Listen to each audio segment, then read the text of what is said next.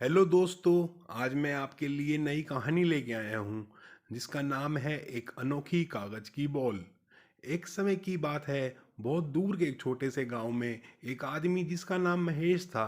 वो अपने परिवार के साथ वहाँ रहता था और साथ ही अपने परिवार को चलाने के लिए एक छोटी सी दुकान चला रहा था। और दिल का काफ़ी अच्छा इंसान था। तो कभी कोई ज़रूरतमंद उसकी दुकान पर आ जाता था तो वो उसकी मदद करने के लिए हमेशा तत्पर रहता था, जिसके कारण उसके घर वाले काफ़ी परेशान रहते थे क्योंकि महेश ने अपने गांव के एक साहूकार से पैसे लिए हुए थे जिसे वो चुका भी नहीं पा रहा था। तो हर समय वो और उसके घर वाले यही सोचकर चिंतित रहते थे कि कहीं महेश की ये अच्छाई करने की आदत उसी पर भारी ना पड़ जाए। तो वो उसको समझाते रहते थे कि अपना देख किसी दूसरे का देखने से पहले, मगर वो वही करता जो उसको ठीक लगता। तो एक दिन वो साहूकार अपने कुछ लोगों के साथ उसकी दुकान पर आता है और बोलता है, महेश, मुझे मेरे 50,000 रुपये, जो अब सूद मिलाकर 80,000 हो चुके हैं, तूने मुझे पिछले एक साल से ना ही सूद अदा किया है ना ही मूल अदा किया है। अगले 4 दिन में मुझे मुझे सारी रकम वापस चाहिए, और अगर तूने ऐसा नहीं किया तो मैं तेरी दुकान पर ताला लगा दूंगा और तुझे सारे गांव के सामने जलील करूंगा। ये सुनकर महेश बहुत परेशान होकर अपने घर जाने लगा। तो उसे रास्ते में उनके गांव का एक पूजनीय वृक्ष दिखाई दिया, और हताश और निराश होकर वो वहाँ खड़ा भगवान को बोलता है, भगवान, निस्वार्थ भावना से मैंने सबकी मदद की, और जब वो साहूकार मेरी दुकान पर आया तो मुझे उसकी खरी खोटी सुननी पड़ी।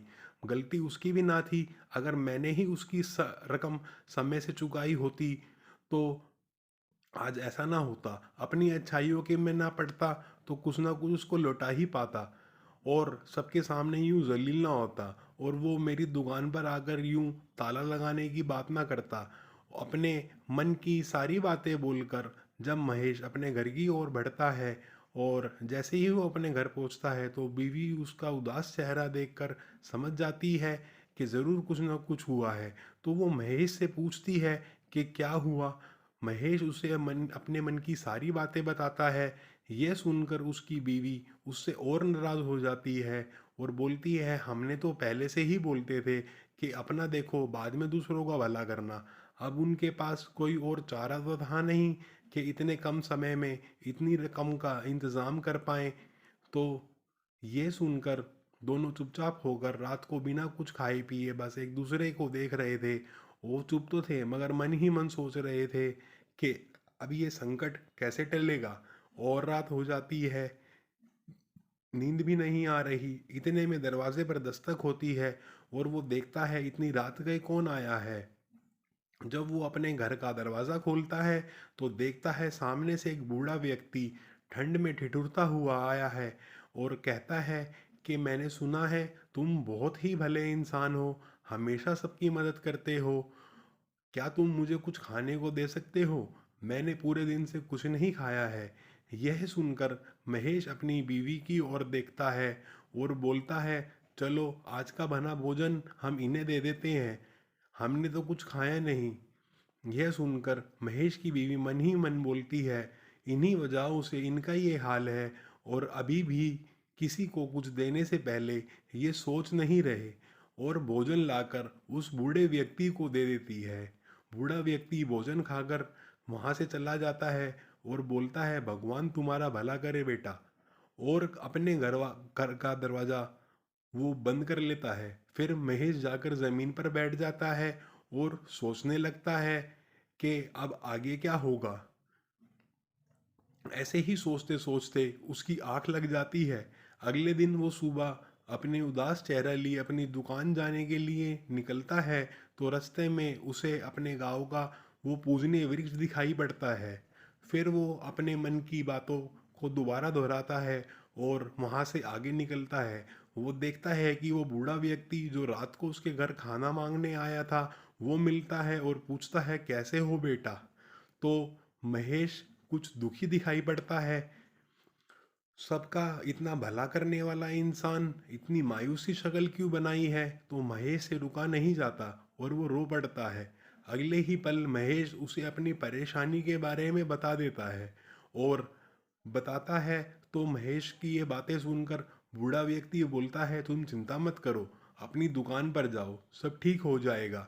महेश को पता था ये बोलने भर से कुछ ठीक नहीं होने वाला, और उस बूढ़े व्यक्ति को प्रणाम करके महेश आगे चलता है और अपनी दुकान की ओर बढ़ता है। और वो देखता है कि वो साहूकार अपने कुछ साथियों के साथ उसकी दुकान के बाहर ही है, और ये देखकर वो मायूस हो जाता है। और उसके पास कोई और चारा तो था नहीं। महेश उस साहूकार को पूछता है कि अभी तुम्हारा दिया हुआ समय पूरा नहीं हुआ, तुम यहाँ क्यों आए हो?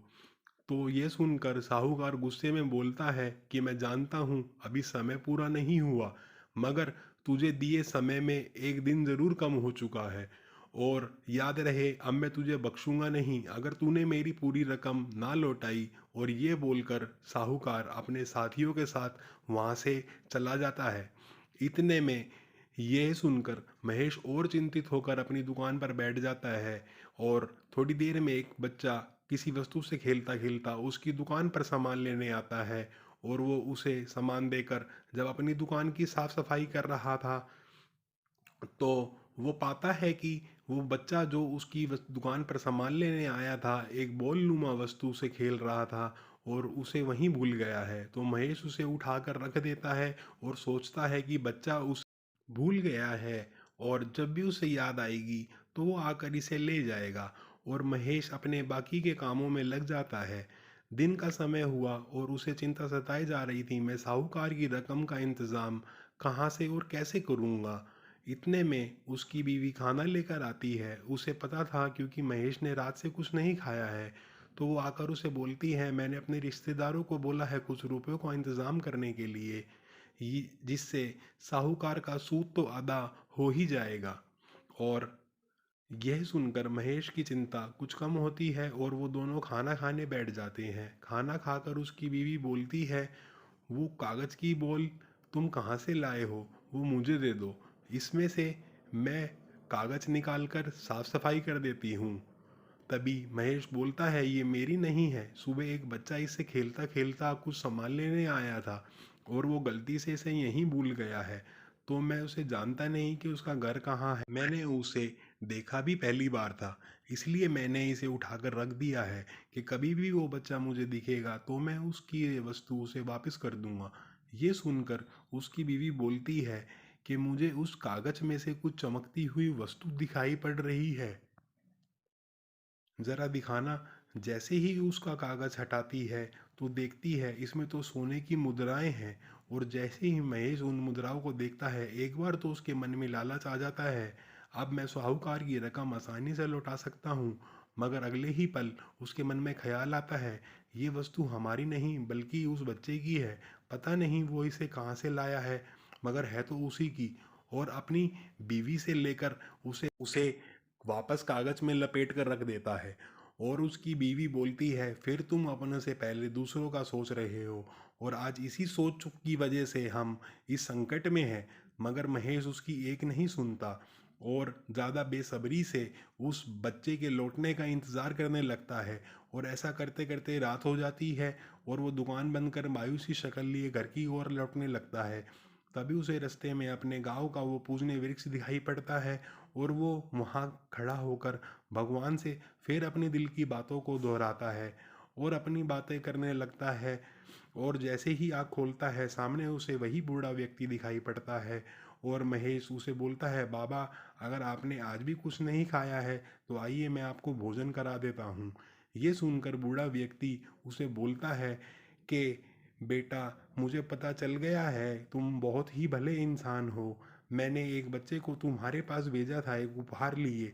और ये बोलकर वो बूढ़ा व्यक्ति वहाँ से आग झपकते ही गायब हो जाता है।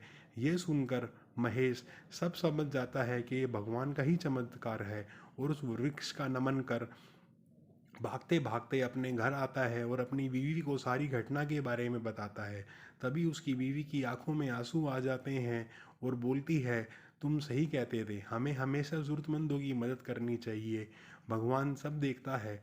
और वो अगले दिन वो मुद्राएं साहूकार को देकर अपनी सारी रकम चुका देता है और बोलता है, भगवान तुम्हारा भी भला करे, तुम मेरे बुरे समय में मेरे काम आए और तुम्हारी ही वजह से मेरी बीवी मुझे समझा और भगवान में मेरी आस्था और गहरी हो गई। और दोस्तों, इस कहानी से मैं आप सबको भी यही बोलना चाहूँगा कि देर हो या सवेर भगवान हमारी रक्षा करते हैं। और आप भी जैसे हो सके ज़रूरतमंदों की मदद ज़रूर कीजिए। कहानी अच्छी लगी हो दोस्तों तो लाइक कीजिए, शेयर कीजिए, और साथ ही ऐसी कोई घटना आपके साथ हुई हो तो कमेंट्स में हमें बताइए। Subscribe to our YouTube channel दोस्तों। मिलते हैं एक नई कहानी के साथ। Thank you.